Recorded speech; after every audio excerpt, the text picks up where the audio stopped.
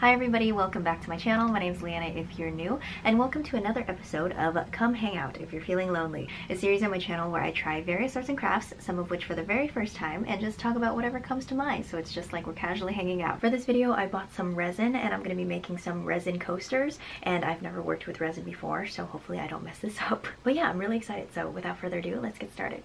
I got my little setup. I got, you know, the resin and the hardener. I think we can make like 4 coasters. Okay, I got some little fruit, Fimo fruit slices. I use these for my nails. I also use these for my nails. Just some regular decals. And then this is powdered pigment that I got from my sister years and years ago, but she doesn't use. Some gold leaf that I also use for my nails. More Fimo strawberries, some crystals, and some butterflies. We will see what we come up with today. Oh, and I've also got some dried flowers. I've never worked with resin before, and I've heard that it can be quite particular. It's a 1-to-1 ratio. It's really, really important. Otherwise it like turns out weird, or it doesn't dry correctly or something like that. So, you know, the stakes are very, very high. Alright, so I don't know if I should have made less first, but you know what? Fuck it. We're just gonna go with it. We'll see what happens. Oh, yeah, it's really full. Oh my god, I feel like I'm already messing up. I'm not entirely sure how to know when it's been completely mixed, but I'm just gonna do this for a while. I recently saw a few videos pop up in my recommendations made by a couple different people titled "I Don't Dream of Labor" or "I Don't Have a Dream Job." And I watched them, and they basically talked about how they basically just, you know, don't have dream jobs. Like, they don't dream of having this laborious 9-to-5 soul-sucking work day every single day of the week. The idea is that society really expects us to want to be in these jobs, these laborious 9-to-5 jobs, and then work until we die, basically.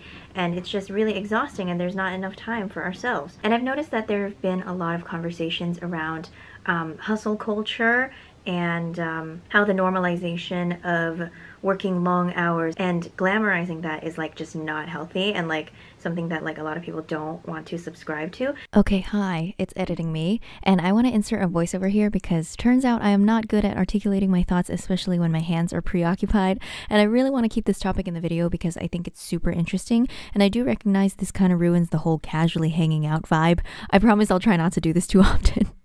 So what I'm trying to say is, I've noticed that people are talking about not wanting to work, and I kept mentioning 9-to-5s, but this also applies to part-time jobs as well. Now, I've just mentioned hustle culture, which is kind of a whole ass separate topic, but I think it's relevant because, hear me out, I feel like all my life I've been around people who hustle.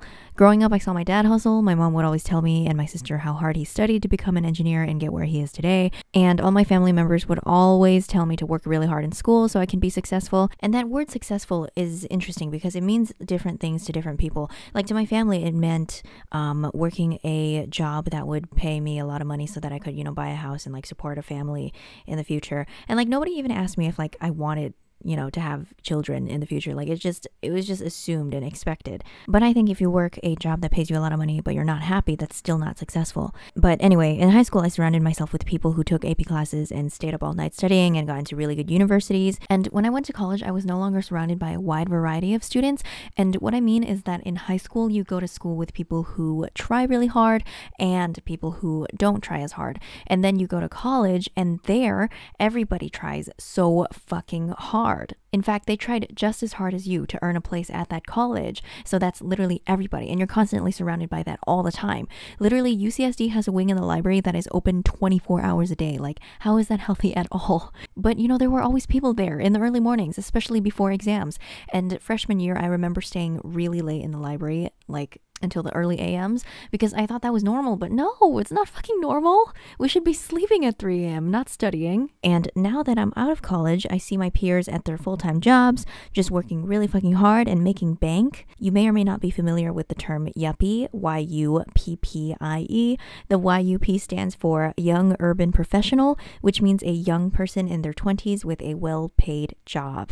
And in Asian American culture, there is the derivative term yappy, in which the yap stands for Young Asian Professional. And I swear, I know so many yappies in STEM, it's not even funny.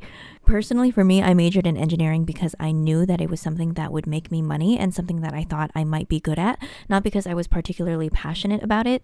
Growing up, it was really stressed to me to pick something that would make me money, and I didn't even consider picking something that would make me happy. When I went to college and realized that I didn't like engineering, so many people told me that I could just switch my major if I didn't like my major. But the thing was, I didn't know what I would switch my major to, and this made me worry that I wasn't passionate about anything.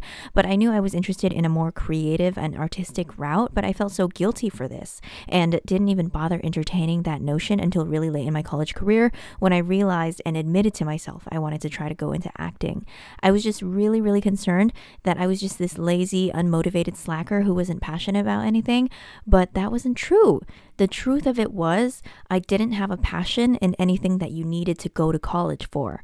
I was always surrounded by so many people who were so passionate about wanting to be a nurse or an orthodontist or a doctor or a pharmacist. And I'm just like, really? Because those jobs sound really boring and torturous to me. So it was always really awe-inspiring to see other people have so much passion in those career paths because, wow, imagine your dream job also being a super high-paying one. Isn't that just the best? Isn't that just so convenient? I also do know a handful of people who do have passions in the creative and artistic fields, but they are also passionate about something that is more quote-unquote practical, and they're okay with doing those jobs and they can see themselves being happy. For me, I can't see myself being happy in any of those standard career paths.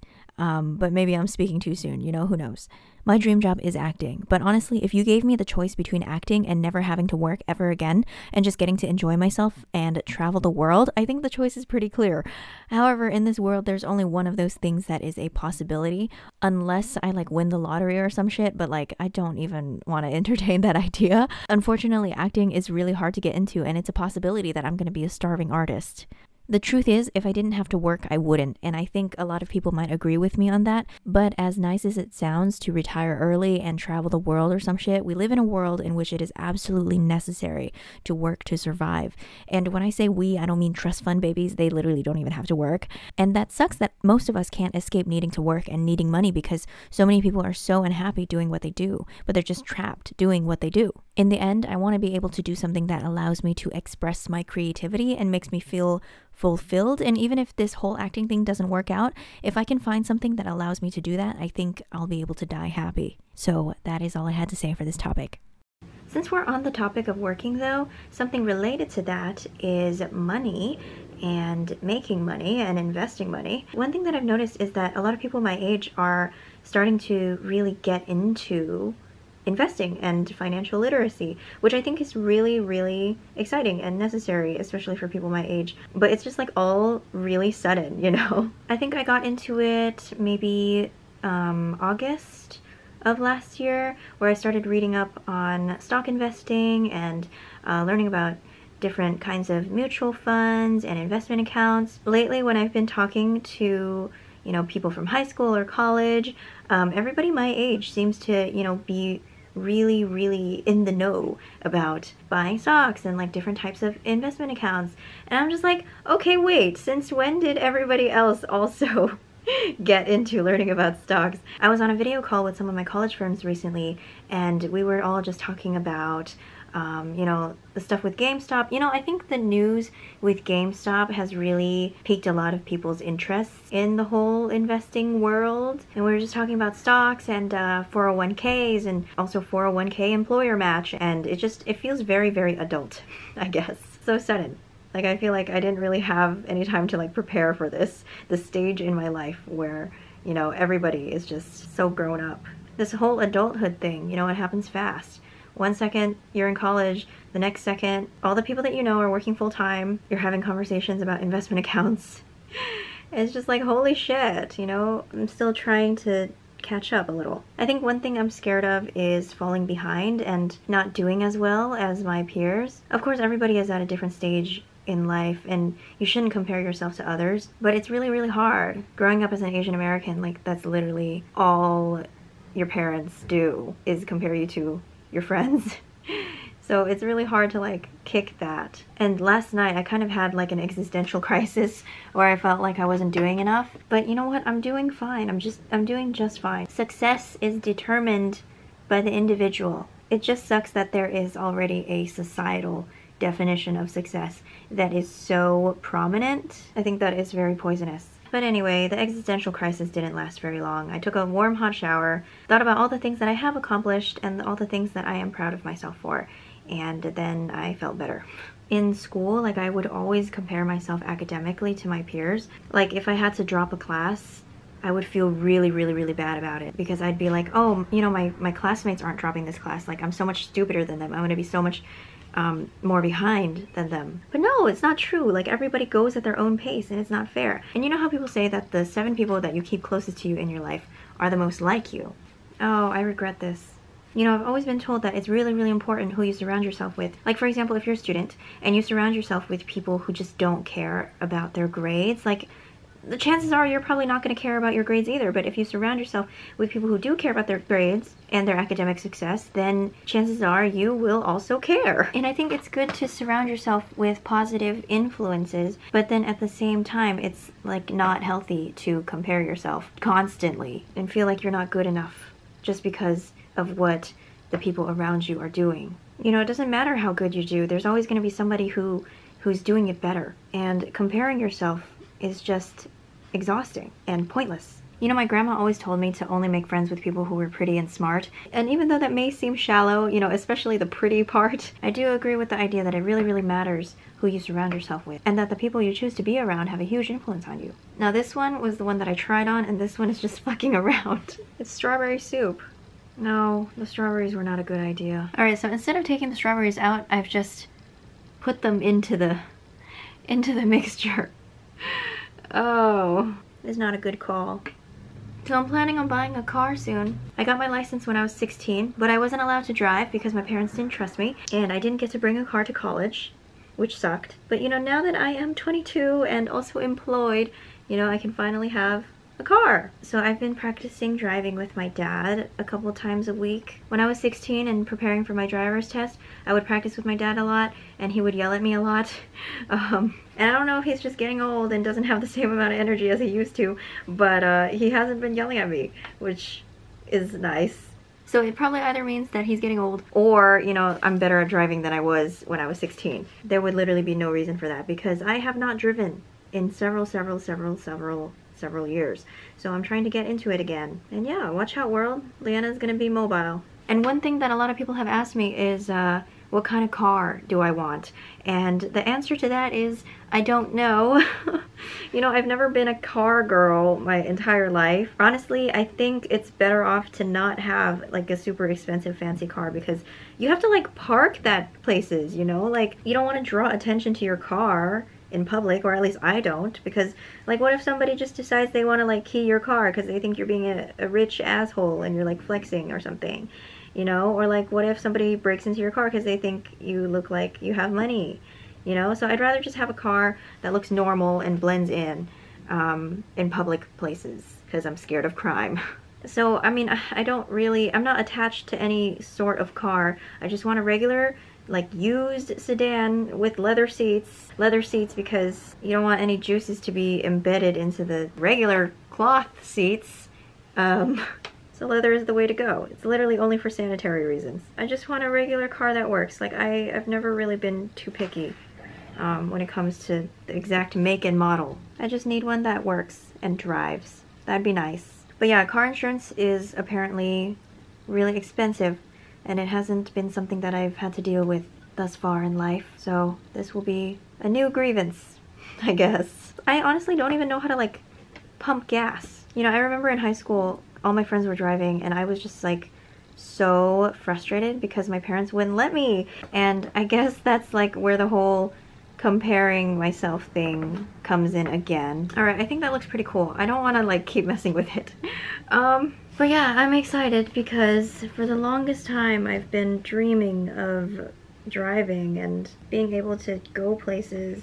Honestly, I'm just excited to have a quiet place to like sit and go film videos when this house is just too noisy. Like, honestly, that's it for me. Like, it's not even about being able to like drive places. It's about like having a quiet place to sit when I literally have nowhere else to go. Oh man. But you know, being able to drive places will be really exciting too. And now I can finally stop being that one person who always asks her friends for rides when we meet up. Because I hate being like, hey, you want to like get lunch? You want to catch up? And then being like, can you pick me up? I feel so bad. With a car, I will finally feel like a whole adult. I'm very excited. So, to answer the question, what kind of car do I want?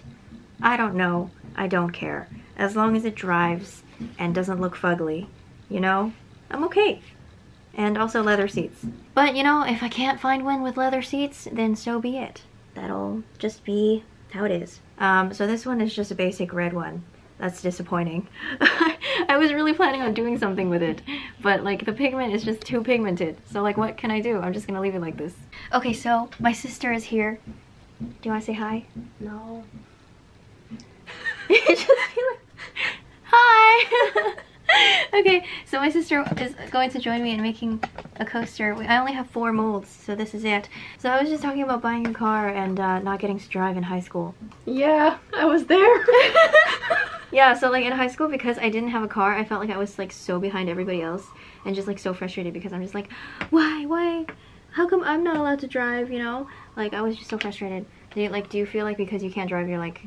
Behind and growing up? Yeah, behind and growing up everybody else. All the time. Yeah, isn't that annoying? Like, it is. And then now we have this irrational fear of driving because like the older you get, the greater your sense of your own mortality becomes, or at least that was the case for us. Right? I'm not there yet. Oh. Is there a difference between the purple and the pink one? Yes.